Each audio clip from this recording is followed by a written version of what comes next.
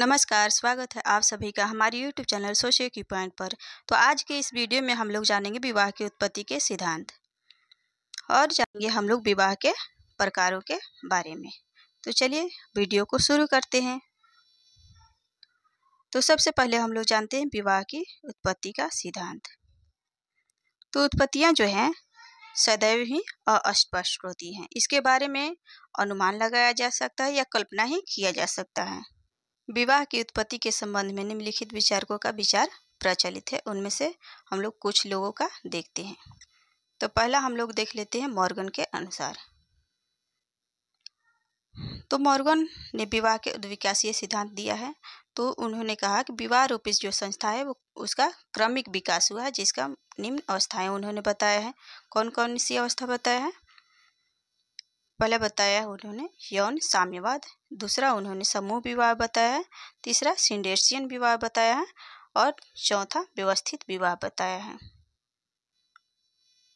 अब बेकोफन के अनुसार देख लेते हैं। तो बेकोफन ने विवाह की उत्पत्ति की 3 अवस्थाएं बताए हैं। पहला उन्होंने बताया है बहुपति विवाह, दूसरा बहुपत्नी विवाह और तीसरा एक विवाह। अगला देखते हैं वेस्टरमार्क के अनुसार। तो इनका मानना है कि मानव समाज में विवाह का स्वरूप एक विवाह ही अस्थायी था और है। बहुपति विवाह और बहुपत्नी विवाह तो केवल वैवाहिक आदर्शों का उल्लंघन मात्र है। तो चलिए आगे देखते हैं विवाह के प्रकार के बारे में। तो विभिन्न समाजों में पाए जाने वाले विवाह के स्वरूप को हम लोग मुख्यतः 3 भागों में बांटा जा सकता है। 3 भागों में बांट के पढ़ते हैं हम लोग। तो पहला एक विवाह, दूसरा बहुविवाह और तीसरा अधिमान विवाह। तो चलिए विस्तार से पढ़ते हैं इसके बारे में। एक विवाह यानी कि एकल विवाह जो है, इसमें एक स्त्री और एक पुरुष के बीच में विवाह होता है, तो उसे ही हम लोग कहते हैं एकल विवाह।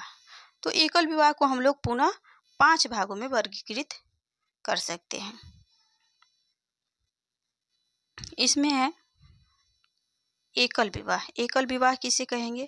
तो इसमें क्या है कि जीवन काल में सिर्फ एक ही बार शादी करता है। कोई पुरुष या स्त्री अपने पूरे जीवन काल में एक ही बार शादी करता है, तो उसे ही एकल विवाह कहते हैं। दूसरा है क्रमिक एकल विवाह।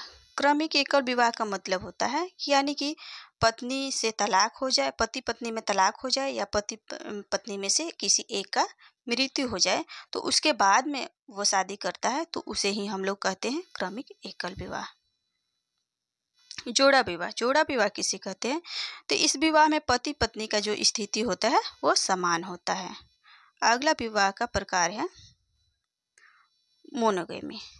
ये विवाह का एक ऐसा प्रकार है जिसमें विवाह एक स्त्री से होता है। विवाह तो एक ही स्त्री से होता है, पर पुरुष जो है स्त्री के परिवार के सभी विवाहित स्त्रियों के साथ संबंध स्थापित कर सकता है, तो उसे मोनोगेमी कहते हैं।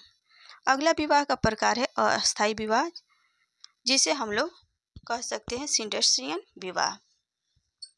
तो ये क्या है कि इसमें स्त्री विवाह जो होता है, स्त्री का विवाह वो एक ही पुरुष से करती है, लेकिन परिवार के सभी सदस्यों के साथ वो संबंध स्थापित करती है, तो उसे अस्थायी विवाह कहते हैं। बहुविवाह। बहुविवाह किसे कहते हैं? जब एकाधिक पुरुष अथवा स्त्रियां विवाह संबंध में बनते हैं, तो ऐसे विवाह को बहुविवाह कहते हैं। ऐसे विवाह को हम लोग बहुविवाह कहते हैं, यानी कि एक से अधिक पुरुषों के साथ विवाह या एक से अधिक स्त्रियों के साथ विवाह बहुविवाह कहलाता है। तो बहुविवाह को हम लोग पुनः 3 भागों में विभाजित करके पढ़ सकते हैं। तो इसमें है बहुपति विवाह। बहुपति विवाह क्या है? तो एक स्त्री का कई पुरुषों के साथ विवाह बहुपति विवाह कहलाता है। तो बहुपति विवाह को भी 2 भागों में हम लोग बांटा जाता है। तो इसमें है पहला है भ्रातृक बहुपति विवाह और दूसरा है अभ्रातृक बहुपति विवाह। तो भ्रातृक बहुपति विवाह किसे कहते हैं? तो इस प्रकार के विवाह में जो है पति आपस में भाई भाई होते हैं, तो उसे ही भ्रातृक बहुपति विवाह कहते हैं। अभ्रातृक पति विवाह, तो ये क्या है कि ऐसे विवाह में पति आपस में भाई भाई नहीं रहते हैं, तो उसे ही अभ्रातृक बहुपति विवाह कहते हैं। दूसरा टाइप है बहुपत्नी विवाह। बहुपत्नी विवाह, तो ये क्या चीज़ है? तो ऐसा विवाह जिसमें एक पुरुष से अधिक स्त्रियों से विवाह करता है, तो उसे कहते हैं बहुपत्नी विवाह। जब एक पुरुष एक या एक से अधिक स्त्रियों से विवाह करता है तो क्या कहते हैं? बहुपत्नी विवाह। बहुपत्नी विवाह को भी दो भागों में बांटा जाता है। इसमें पहला है बहुपत्नी असीमित विवाह या द्विपत्नी या सीमित विवाह। तो बहुपत्नी या असीमित विवाह किसे कहते हैं? तो ऐसे विवाह में पुरुष दो या दो से अधिक स्त्रियों के साथ विवाह करता है, तो उसे बहुपत्नी या असीमित विवाह कहते हैं। द्विपत्नी विवाह किसे कहेंगे? तो इसमें क्या होता है कि ऐसे विवाह में एक पुरुष एक स्त्री एक या एक से अधिक स्त्रियों से विवाह करता है। तो यह कई बार ऐसे होता है कि पहले स्त्री को संतान ना होने पर भी ऐसा विवाह होता है, तो इसी को द्विपत्नी विवाह कहते हैं।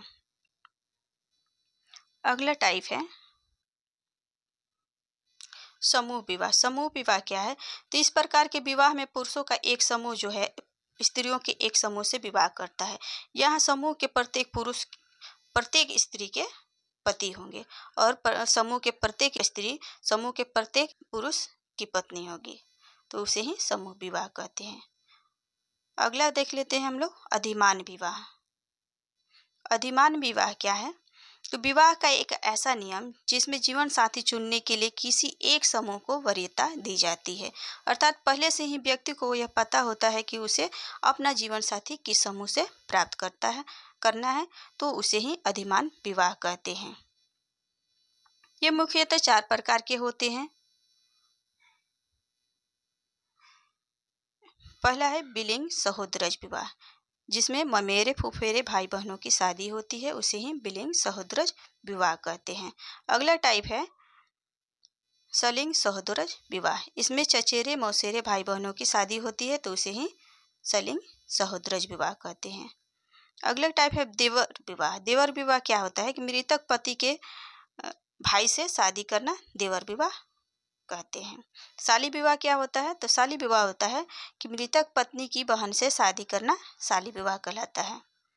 मुझे आशा है कि आप लोगों को हमारे इस वीडियो से ज़रूर फ़ायदा होगा। अगर आपको इसमें कुछ भी समझ में ऐसा ना आया हो तो आप कमेंट कर सकते हैं। अगर इससे आपको और विस्तृत जानकारी चाहिए तो भी कमेंट कर सकते हैं। तो अगर आपको हमारा वीडियो पसंद आता है तो हमारे वीडियो को लाइक, सब्सक्राइब एंड शेयर ज़रूर करें। वीडियो को अंत तक देखने के लिए धन्यवाद।